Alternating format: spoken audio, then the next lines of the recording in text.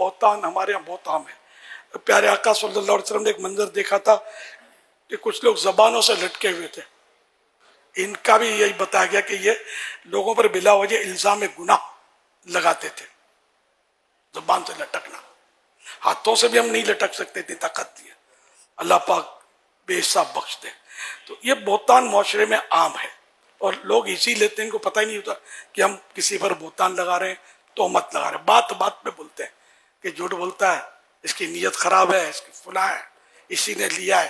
اب اس کے توبہ کا طریقہ، غیبت کی تباہ کاریاں میں لکھا ہے بہتان سے توبہ کرے. اس توبہ میں 3 باتوں کا پایا جانا ضروری ہے.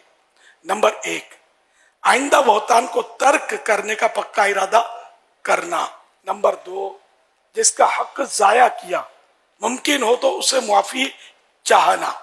مثلا صاحب حق زندہ اور موجود ہے، نیز معافی مانگنے سے کوئی جھگڑا یا عداوت پیدا نہیں ہوگی. نمبر 3، جن لوگوں کے سامنے بہتان لگایا ان کے سامنے اپنے جھوٹ یعنی بہتان کا اقرار کرنا، یعنی یہ کہنا کہ جو میں نے بہتان لگایا تھا اس کی کوئی حقیقت نہیں.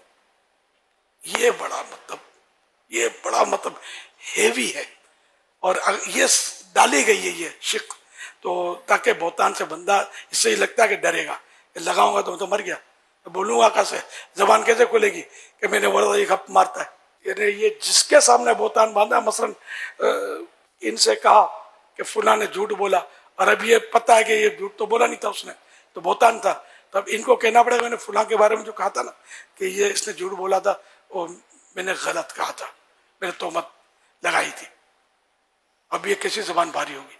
میں نے بیان میں تو بول دیا، لیکن جب سر پہ آ کے پڑے تو ہمت بڑے بڑے کی نہ ہو. تو یہ توبہ کی یہ بھی ایک یعنی کہ یہ حصہ ہے.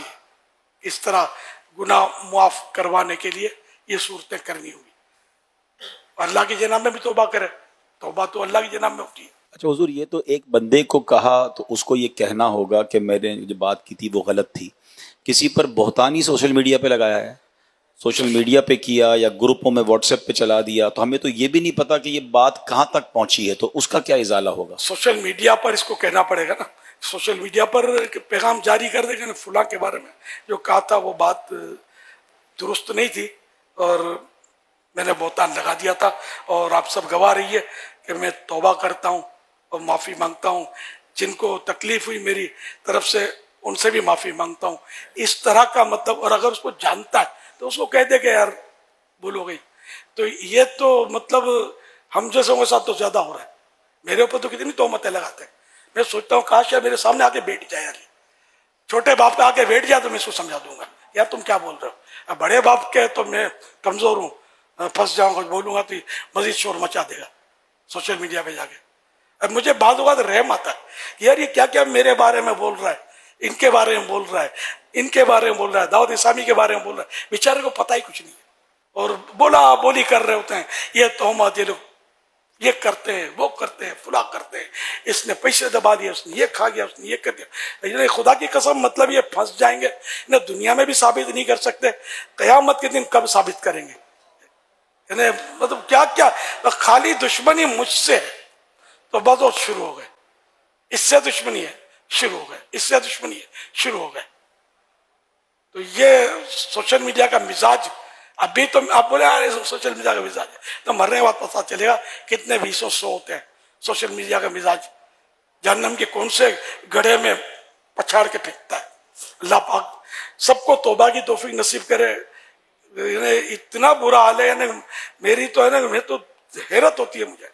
یعنی بڑے بعض تو سے سافٹ انداز میں، نرم انداز میں مخاطب مجھ سے ہیں جسے، اور نرم انداز میں عزت کے ساتھ، احترام کے ساتھ فضائل بیان کر کے، سمجھے، پھر یہ غلطی، اس سے ان کو رجوع کر لینا چاہیے، اس سے ان کو مطلب معافی مانگ لینی چاہیے. فنا کرا ہے یار، ساری دنیا میں ڈیگریڈ کرنے کا یہ بھی ایک طریقہ ہے کہ روئی میں لپیٹ لپیٹ کے مارو یار، جیسے کوئی یعنی کہ وہ پانی کو مم مم کہنے والے بچے کو سمجھا رہے ہیں.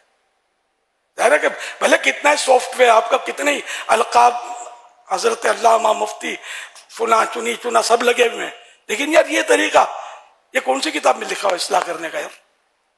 کہ اس طرح سب کے سامنے اصلاح کرو، بعد میں پتہ چلے کہ بھائی یہ غلطی تو نہیں تھی، الیاس اگر وضاحت کرتا ہے، میں وضاحتیں نہیں کرتا سوشل میڈیا پر کہ پھنس جانا ہے، جواب دو، جواب الجواب، اپنے ہزار کام ہے، اتنا ٹائم نہیں ہوتا کہ ان کے پیچھے لگے اپنے.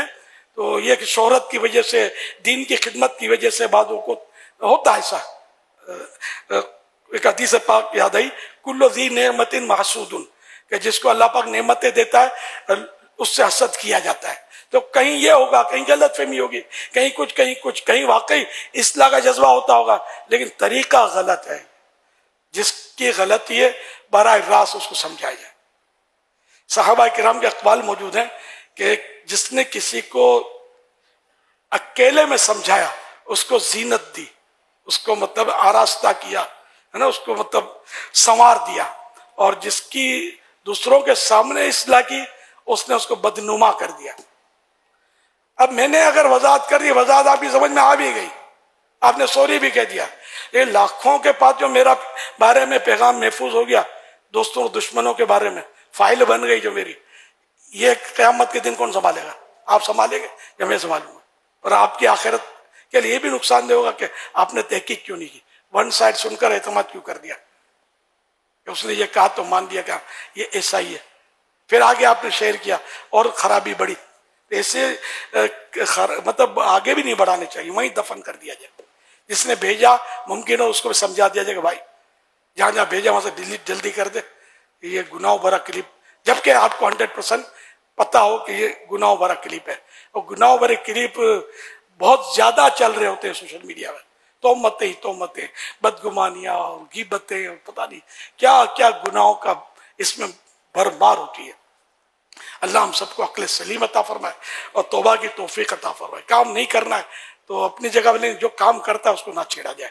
جو اللہ کے دین کی خدمت کرتا ہے، جو لوگوں کو نمازی بن رہا ہے، اگر بالفرض 19-20 ہے بھی کوئی اور دوسروں کو نمازی بن رہا ہے اور عقیدہ اس کا درست ہے، ایمانیات میں جو خرابی، تب بھی ایک ذہن یہ بنتا ہے آدمی کا کہ یار چلو یار کام تو یہ اچھا کر رہا ہے. ایک مثال دے رہا ہوں، جبکہ ہم نے تو مطلب اللہ کا کرم ہے کہ ہمارے مبلغین اور یہ تقریباً مطلب یہ جو سوشل میڈیا پہ دیکھتا ہوں ان کے جوابات ہمارے پاس ہوتے ہیں، جو طرح طرح کی باتیں کر رہے ہوتے ہیں کہ یہ شریف بن کر، چھوٹے باپ کے بن کر بیٹھ جائیں گے، انشاءاللہ میں سمجھانے کے لیے تیار ہوں. یا آ جائیں کوئی ایسی صورت دکھا دے گا، مل کے بیٹھ جائیں جن کو غلط فہمیاں. لیکن اب جو دھمدھماٹی کر دی سوشل میڈیا پر، اس کی توبہ تو مجھ پر واجب نہیں ہے، انہی پر ہوگی. یہ وضاحتیں کرنی پڑیں گی. اگر میں نہ بھی کروں وضاحت، تبھی یک طرفہ سن کر کسی کے خلاف یہ بیانات داغ دینا حرام حرام حرام، جہنم لے جانے والا کام ہے. وہ قرآن کریم کی وہ آیت مبارکہ ہے، وہ اشاعت فاحشہ والی، ان الذين يحبون ان تشيع الفاحشة في الذين آمنوا لهم عذاب أليم في الدنيا والآخرة والله يعلم وأنتم لا تعلمون. وہ لوگ کہ جو اس بات کو پسند کرتے ہیں کہ لوگوں میں فاحشہ پھیلائے، اشاعت فاحشہ، برا چرچا کریں، ان کے لیے دنیا اور آخرت میں شدید دردناک عذاب ہے. اللہ پاک جانتا ہے اور تم نہیں جانتے. مزید اس پر آپ. جی ہاں، بس وہی کہ جو اس طرح کر رہے نا، جو بلا تحقیق، بلکہ تحقیق بھی ہو تب بھی سوشل میڈیا پر اچھالنا کیا ہے؟ آپ پر واجب ہے کیا کہ آپ سوشل میڈیا پر سب کو مطلب ہے کہ اس کو ڈیگریڈ کریں؟ اگر سمجھانا آپ کو لگتا ہے کہ مان جائے گا تو اس کو سمجھا دیں، ورنہ اس کو سمجھانا بھی واجب نہیں ہے. آپ پر پانجی کرو تو سانجی تھی، بولتا اپنی کرو یار. ایک انگلی اٹھاتے ہو، اس کو دیکھ، تو 3 انگلیاں آپ کو کہہ رہی ہیں اپنے کو دیکھ، تو کیسا ہے؟ تو خما کا پیچھے لگ جانا، یہ بہت سو کے پیچھے لگتے ہیں. اللہ پاک سب کو عقل سلیم عطا فرمائے اور آخرت کی فکر عطا فرمائے، وہ گناہوں سے بچنے کا ذہن نصیب کرے.